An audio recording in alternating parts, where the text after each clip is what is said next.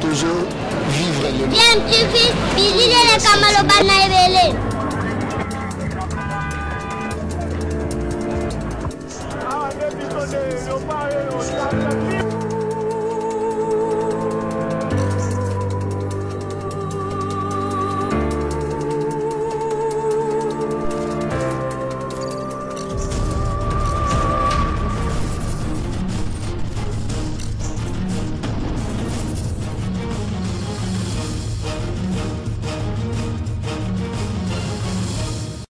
Tu veux toujours un enfant.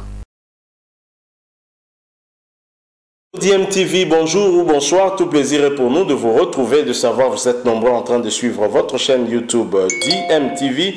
DMTV qui vous propose l'actualité, mais vous propose également des analyses et des réflexions sur des sujets d'actualité, des faits sociaux ou tout simplement des réalités que nous observons ici chez nous en République démocratique du Congo. L'actualité reste dominée par le mouvement qu'il y a dans la classe politique congolaise actuellement avec cette nouvelle dynamique impulsée par le chef de l'État grâce à sa vision d'une union sacrée pour la nation. Vous le savez, au niveau de l'Assemblée nationale, la présidente de cette Assemblée nationale a été déchue, comme l'ensemble de son bureau. Ne manque que le questeur adjoint pour des raisons de santé qui, dans le cas en tout cas, sera revu un peu plus tard. Et au lendemain de cette éviction, en tout cas de Janine Mabunda à la tête de l'Assemblée nationale, Joseph Kabila, autorité morale du FCC, a pris son avion et s'est envolé vers la province du Lualaba dans l'ancien Grand Katanga. Et Joseph Kabila,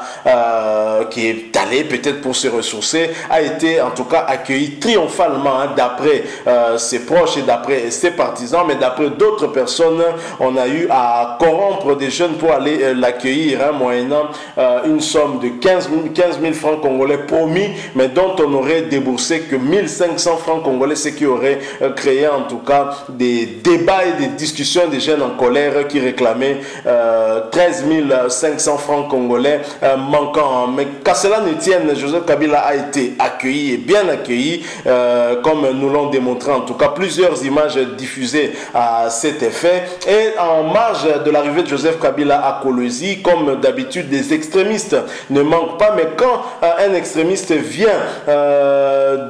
du camp en tout cas de Joseph Kabila et que cet extrémiste est plutôt un pasteur, un homme de Dieu, cela nous étonne. Et nous étonne d'autant plus que cet homme de Dieu a finalement aussi été président de la commission électorale nationale indépendante et c'est lui qui a en tout cas chapeauté cette commission avant 2011 et jusqu'aux élections présidentielles notamment de 2011 qui voyait Joseph Kabila être face en tout cas au Sphinx de Limité, Étienne Tshisekedi, le père de Félix Tshisekedi, le chef de l'État actuel. Ngoï Mulunda, pour ne pas le citer, a tenu des propos qui ont heurté en tout cas plusieurs Congolais. Je vous propose de suivre cet extrait d'émission Kiosque où Michel Koyakpa avec un de ses invités n'ont pas en tout cas manqué de parler de cela et des propos tenus par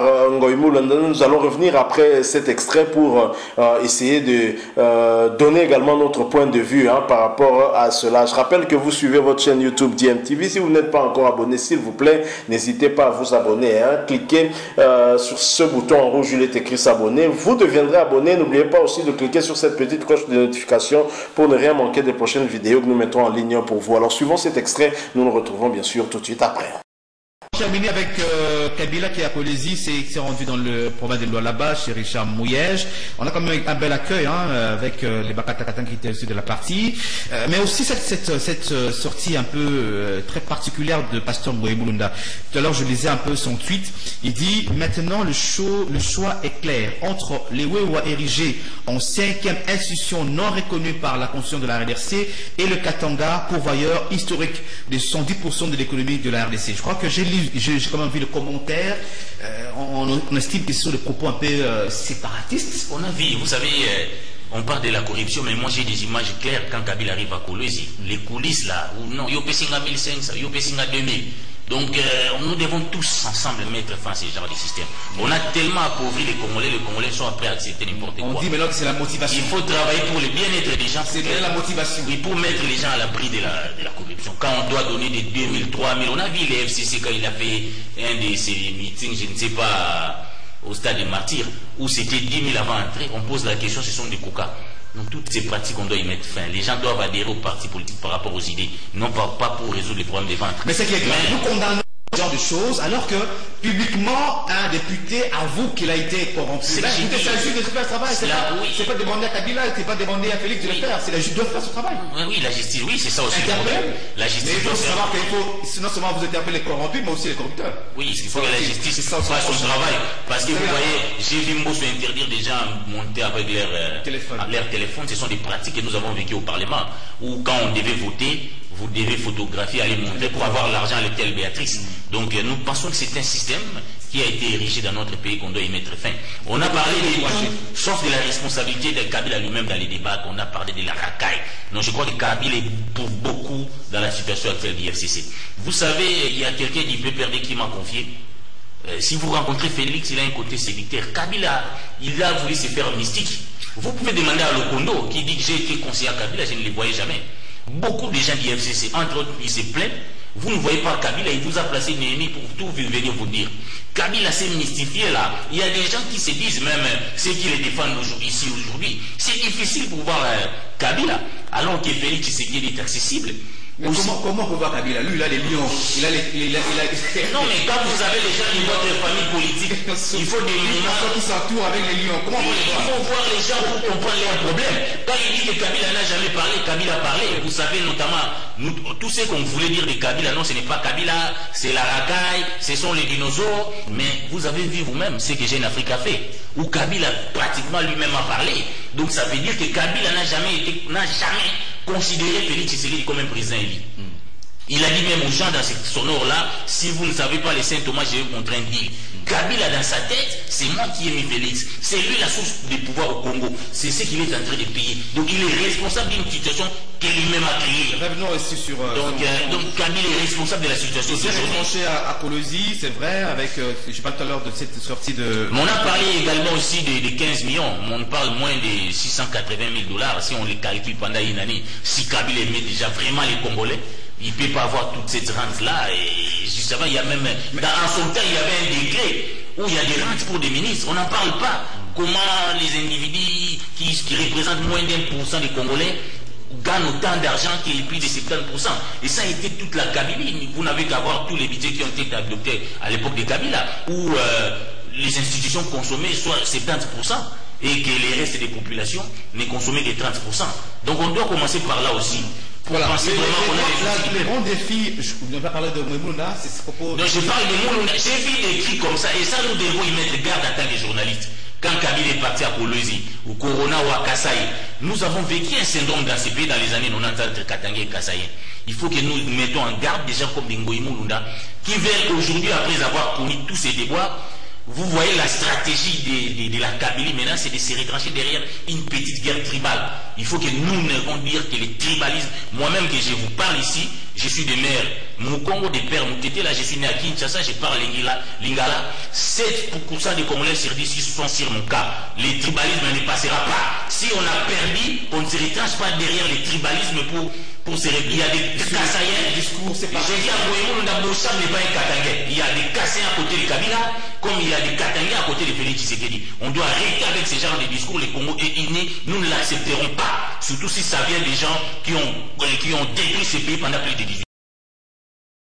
Voilà, nous sommes de retour. Vous venez de suivre là cet extrait de l'émission Kiosque, bien sûr, où Michel Koya parlait avec l'un de ses invités, Eric Wemba, qui n'ont pas manqué en tout cas d'aborder ce message qu'avait lancé Ngoï Moulounda depuis Kolosi, où il s'est retrouvé avec son proche, Joseph Kabila Kabange. Vous imaginez que ce pasteur était président de la CENI commission électorale nationale et indépendante. En quoi ce dernier était indépendant, lui qui a toujours été très très proche de Joseph Kabila. Voilà comment le pays a été géré, et c'est une personnalité de ce type qui vient en fait donner des leçons à la population avec un message plutôt à caractère haineux, un message plutôt séparatiste qui ne nous amène pas à l'unité, mais qui veut plutôt nous séparer. Pasteur Ngoy Mulunda aurait déclaré exactement ceci lorsqu'il s'était exprimé à partir de Kolwezi, où il se trouve avec l'ex-président Joseph Kabila Kabange. Il a dit ceci: maintenant le choix est clair entre les Wewa, érigés en 5e institution non reconnue par la constitution de la RDC, et le Katanga, pourvoyeur historique de 70% de l'économie de la RDC. Et c'est depuis quand que le Katanga est pourvoyeur de l'économie de la RDC? Est-ce que depuis que le Belge était là, ou bien il y avait d'autres provinces aussi qui ont contribué à ce que la GECAMINE soit construite? Ce pays a été construit en tout cas grâce à l'effort de toutes les provinces. Je ne pense pas que quelqu'un vienne ainsi soulever une telle question en ce moment même où nous avons besoin de la cohésion nationale. Je crois que ce sont des propos à dénoncer. DMTV ne manque pas en tout cas de les dénoncer, et surtout quand ça vient d'une personnalité qui se dit être homme de Dieu, pasteur, c'est dangereux. Et cette personnalité a également été le président de la commission électorale nationale dite indépendante.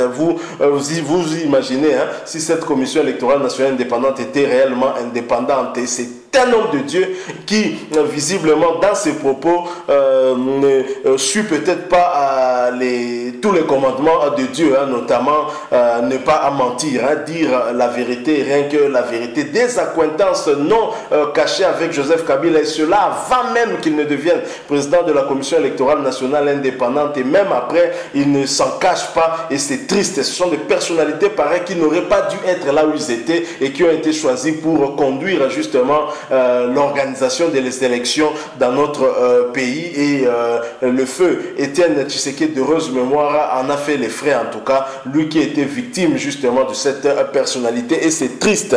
Et ce discours nous rappelle le discours qui a fait que les Kassaïens soient massacrés dans la province du Grand Katanga. Nous ne voulons pas revenir parce que c'est aussi une page de notre histoire, c'est aussi historique cela, et c'est ce genre de discours qui en fait amène à ce genre de situation, et c'est malheureux. Nous dénonçons et cela, nous pensons que tous les Congolais devraient dénoncer cela, en commençant par les originaires du Katanga. Joseph Kabila qui part à Kolwezi, j'aimerais croire qu'il aurait pu commencer aussi en allant par exemple à Mbandaka ou à Boende ou peut-être à Isangi, mais il est parti à Kolwezi. Est-ce que le message que Ngoy Mulunda nous donne, c'est que Joseph Kabila va chez lui, là où il se considère vraiment chez lui, et que c'est le Katanga qui en fait nourrit toute la République démocratique du Congo, donc vous n'avez pas à dire un mot. Est-ce que cet échec qui n'avait pas été calculé par le FCC, et je ne sais pas si Ngoy Mulunda fait partie du FCC, mais visiblement il fait partie, peut-être pas officiellement, mais de manière officielle c'est clair qu'il y fait partie. Est-ce que cet échec démocratique du reste au niveau de l'Assemblée nationale, avec la pétition qui a marché et qui a mis hors d'état de nuire, j'allais dire, tout le bureau de l'Assemblée nationale, est mal digéré par les caciques du FCC ou par les proches de Joseph Kabila, au point de recourir maintenant au tribalisme ou aux velléités séparatistes pour essayer un peu de faire peur peut-être une mouche? C'est quand même triste de voir des choses pareilles. La République démocratique du Congo doit demeurer une et indivisible. Ce n'est pas par ce genre de discours que nous allons construire ce pays. Une personnalité qui se dit en même temps homme de Dieu ne peut pas tenir des propos de ce genre-là. Ça ne nous étonne pas trop quand on voit la manière dont il avait organisé les élections en 2011. C'est quand même triste, et je pense que tout Congolais doit dénoncer ce genre de propos. Voilà notre coup de gueule d'aujourd'hui, c'est par rapport à cette personnalité Ngoy Mulunda, pasteur entre guillemets, ancien président de la commission électorale nationale indépendante de la République démocratique du Congo, par rapport à des propos qu'il aurait tenus, en tout cas fustigeant un groupe des Congolais, les qualifiant lorsqu'il parle de Wewa, il parle de qui? Parce que Wewa, c'est l'appellation qu'on donne aux motards ici. Hein. Ils peuvent être d'une province ou d'une autre. Et lorsque Ngoïmounda parle de Wewa, à qui fait-il réellement allusion? Nous avons très bien compris de quoi il parlait et c'est triste. Nous sommes d'autant plus attristés parce qu'une personnalité qui se dit homme de Dieu ne peut pas avoir des propos de ce genre-là. Et maintenant, nous avons des hommes de Dieu pro Kabila, des hommes de Dieu pro Félix Tshisekedi, du genre Mukuna, Pascal Mukuna. Ce n'est pas à encourager. Tous les deux dépassent parfois la ligne rouge et ce n'est pas bien. C'est dangereux pour la cohésion de ce pays et nous devons de nous mettre debout et de dénoncer ce genre de propos avec force et beaucoup d'énergie. Si vous avez aimé, laissez-nous un like, hein, mais vous pouvez aussi vous exprimer en exprimant votre point de vue, bien sûr, en nous laissant un commentaire. Hein. Pas d'insultes, s'il vous plaît, nous n'avons insulté personne ici et vous pouvez aussi vous abonner si vous n'êtes pas encore abonné. Abonnez-vous à votre chaîne. Hein. Cliquez aussi sur cette petite cloche de notification qui va vous permettre de ne plus rien manquer des prochaines vidéos que nous mettrons en ligne. Nous mettrons évidemment en ligne ici pour vous. Merci encore une fois à vous pour nous avoir accepté chez vous durant ces quelques minutes. Nous espérons vous retrouver très prochainement avec un autre sujet d'actualité. En attendant, portez-vous bien et DMTV vous dit au revoir.